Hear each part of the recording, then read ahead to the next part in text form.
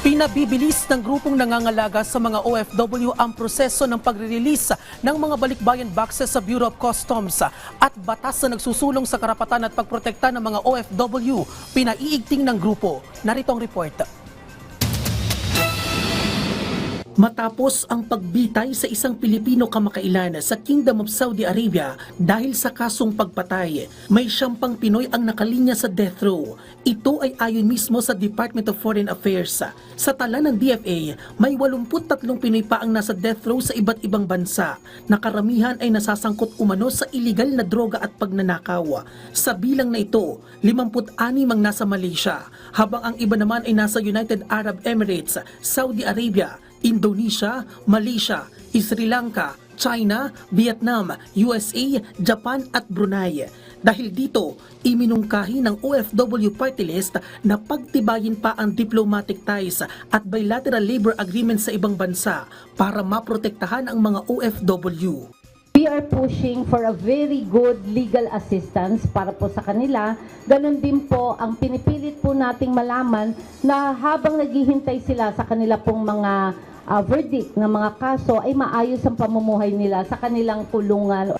Nitong nakaraang linggo lamang, 47 Pilipino at 2 dependents ang dumating sa NAIA Terminal 1. Sila ang ating mga kababayang nag-avail ng voluntary repatriation program ng pamahalaan matapos maipit sa gulo sa Lebanon.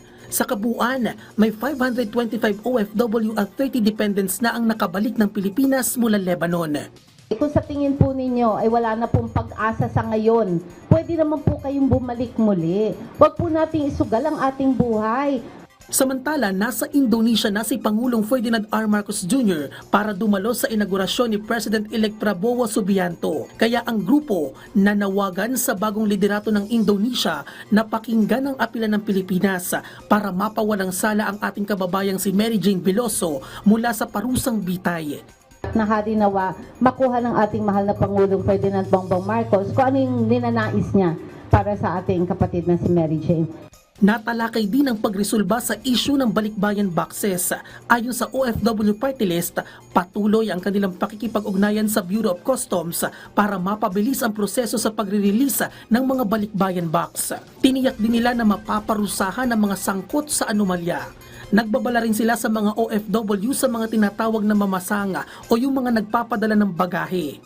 Kinakailangan magkaroon talaga ng stricter implementation na magkaroon ng pagkulong sa mga violators, sa mga freight forwarders, local or international freight forwarders, magkaroon ng ngipin yung batas natin na kinakailangan may kulong to o ma-blacklist ito.